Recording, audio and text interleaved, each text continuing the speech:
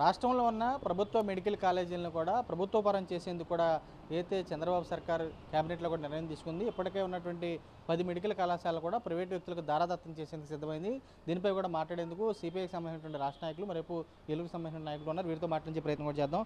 Sir చెప్పండి, ఏ విధంగా చూస్తారు ఇలాంటి నిర్ణయాలని? గతంలో చూసుంటారు మీరు, ఆల్రెడీ యుక్రెయిన్ కానీ అలాంటి ఏరియాలో వైద్య విద్య కోసం మన విద్యార్థులు ఇతర దేశాలకు వెళ్ళి చాలా ఇబ్బంది పడ్డారు. అలాంటి పరిస్థితులు ఉండకూడదని ఇక్కడ వచ్చినటువంటి మెడికల్ కాలేజీ విషయంలో ఒక పక్క బీజేపీకి సంబంధించినటువంటి మంత్రి ఎవరుతున్నారు, ఆయన కూడా గతంలో మేము ఈ సీట్లు మాకొద్దని లేఖలు రాశారు. ఇప్పుడు ఏకంగా ప్రైవేట్ పరం చేస్తున్నారు. ఏ విధంగా చూస్తారు ఇలాంటి చర్యలు? అసలు గతంలోనేమో కుర్రాళ్ళంతా ఉక్రెయిన్ కానీ చైనా కానీ లేదా రష్యా కానీ వెళ్ళి చదువుకుంటా అనేక ఇబ్బందులు పడేవాళ్ళు. ఎందుకంటే తగినన్ని మెడికల్ సీట్లు ఆంధ్ర రాష్ట్రంలో లేక అటు పోయి చదువుకునేవాళ్ళు, డబ్బు వెచ్చించేవాళ్ళు, సమయం వృధా అయ్యేది ఎక్కువ భాగం. ఇట్లాంటి పరిస్థితి ఎదుర్కొనేవాళ్ళు. ఏదో జగన్మోహన్ రెడ్డి గారి టైంలో దగ్గరగా 17 మెడికల్ కాలేజీలు తీసుకొచ్చారు. 5 ఆయన టైంలోనే కంప్లీట్ అయినట్టు ఉన్నాయి.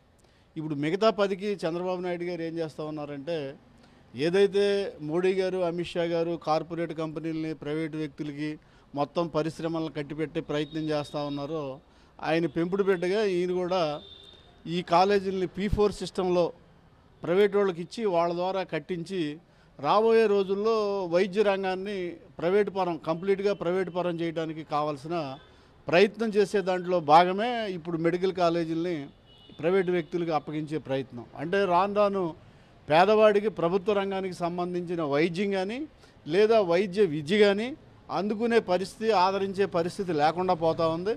దీనివల్ల ఎవరైతే రిజర్వేషన్ కేటగిరీ పేదలు ఉంటారో, ఎవరైతే ఆర్థికంగా వెనకబడ్డ వాళ్ళు ఉంటారో వాళ్ళకి తీవ్రమైన నష్టం జరగడానికి కావాల్సిన చర్యలు చంద్రబాబు నాయుడు గారు తీసుకుంటున్నాడని మేమైతే భావిస్తూ ఉన్నాం. దీన్ని తీవ్రంగా ఖండిస్తూ ఉన్నాం.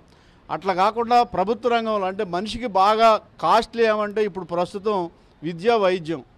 విద్యకి సంబంధించి ప్రైవేట్ పరం చేసి రాబోయే రోజుల్లో వైద్యానికి సంబంధించి కూడా ప్రైవేట్ పరం చేసి మేమేదో ఒక 25 లక్షల రూపాయలు ఇది వైద్యానికి సంబంధించి ఇవ్వటానికి కోట్ల కుటుంబాలకి మేము ప్రయత్నం చేస్తున్నామని చెప్తే ఫీజు రియంబర్స్మెంట్ లాగా ఉంటుంది. అంటే పిల్లలు చదువుకోవడానికి ఫీజు రియంబర్స్మెంట్ స్కీమ్ పెడితే వాళ్ళకి డబ్బులు కట్టేది లేదు. అలాగే ఆరోగ్యశ్రీకి సంబంధించి ప్రజలు వైద్యానికి పోతే దానికి కట్టే పరిస్థితి లేక వాళ్ళు సమ్మె చేస్తాకి వెళ్ళారు, వీళ్ళు సమ్మె చేస్తాకి వెళ్ళారు. ప్రభుత్వం మాకు ఇన్ టైంలో ఈ రియంబర్స్మెంట్ డబ్బు కట్టట్లేదని, రేపు భవిష్యత్తులో కూడా అది కూడా ఇలాగే జరిగితే ప్రజలు మరింత తీవ్రంగా ఇబ్బంది పడడానికి కావాల్సిన పరిస్థితులు వస్తాయి. అందుకోసం ప్రభుత్వం దాని నుంచి బయటికి వెళ్ళాలని మేమైతే డిమాండ్ చేస్తూ ఉన్నాం. గతంలో ఈ సిస్టమ్ని అడాప్ట్ చేశాడు చంద్రబాబు నాయుడు గారు. అప్పుడేమో 3 Pలు, ఇప్పుడేమో 4 Pలు, 4 Pలు అంట. అది 3 అయినా 4 అయినా కానీ ప్రజలకి నష్టం చేయడం తప్ప లాభం చేసే పరిస్థితి కాదని చెప్పేసి స్పష్టంగా చెప్పదలుచుకున్నాం. సార్, ప్రధానంగా చూసుకున్నాక నిర్మాణంలో అయింది, ఆల్రెడీ ఖర్చు పెట్టింది కోట్ల రూపాయల ప్రభుత్వం కదా. ప్రభుత్వం నిర్మాణంలో ఉన్న బిల్డింగ్లను కూడా ఓపెన్ చేసుకోవడానికి తీరిక లేక సీట్ల విషయంలో మేము అసలు ఇట్లా మెయింటైన్ చేయలేమని చెప్పి లేఖలు రాయడానికి ఏం చూస్తారు? బీజేపీ సెంట్రల్ ఉన్నటువంటి బీజేపీకి సంబంధించిన మంత్రి కూడా అన్నారు ఇక్కడ కూటమి భాగం. ఏం చూస్తారు ఇలాంటివన్నీ? వైద్య శాఖ మంత్రి గతంలో వీటిని మెయింటైన్ చేయడానికి మాకు ఇబ్బందిగా ఉంది అని చెప్పేసి లేఖలు రాసి క్యాన్సిల్ చేసుకోమని చెప్పారు. మరి ఇవాళ ప్రైవేట్ వాళ్ళకి ఇస్తే ప్రభుత్వమే నడపడానికి అవకాశం లేకుండా ఉన్న పరిస్థితుల్లో ఇవాళ వీళ్ళు ప్రైవేట్ వ్యక్తులు ఎట్లా నడుపుతారు దాన్ని? అంటే ఇది లాభాలతో కూడుకున్న వ్యవహారం కాబట్టే ప్రైవేట్ వాళ్ళు వస్తారు. లాభాలతో ఉన్నది కాకపోతే వాళ్ళు రావడానికి ఇష్టపడరు.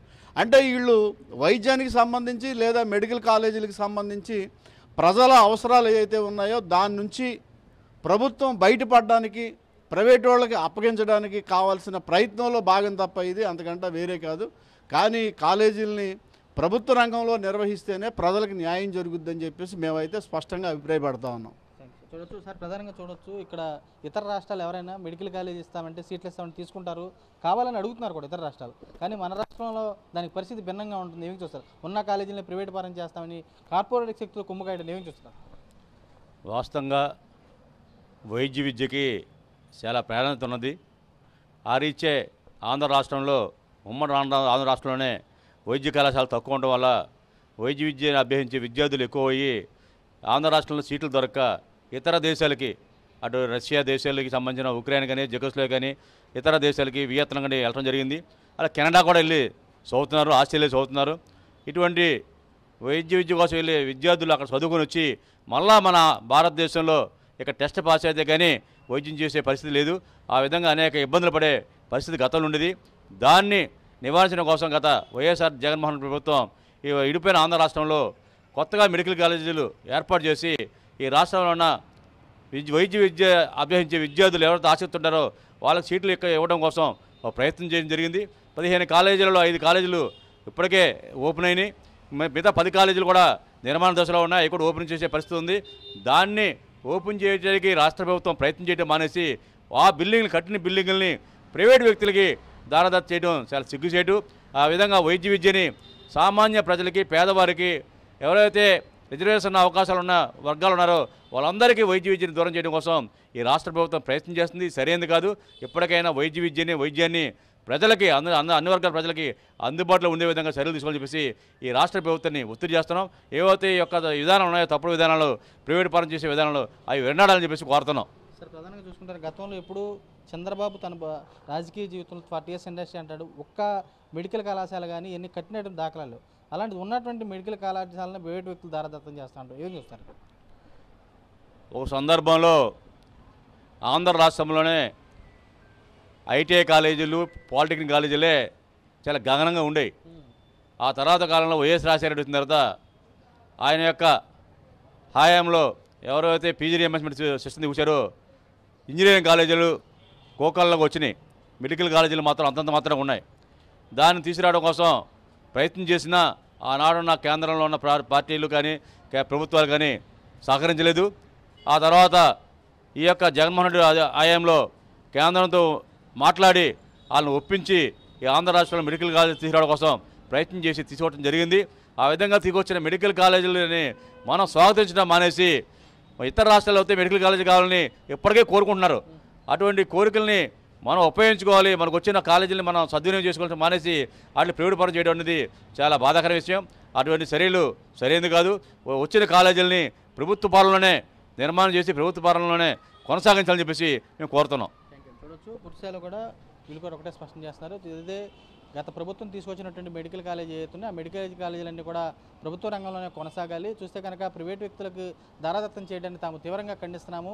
పేదవాడికి సంబంధించినటువంటి మెరుగైన వైద్యం, పేద విద్యార్థులు ఎవరైతే ఉన్నారో వారికి సంబంధించినటువంటి వైద్య విద్య చెరువు కావాలని చెప్పి వారు కూడా స్పష్టం చేసి కూడా కనపడుతుంది. విజయనగరంతో రాజు, సాక్షి టీవీ, ఏలూరు జిల్లా నుంచి.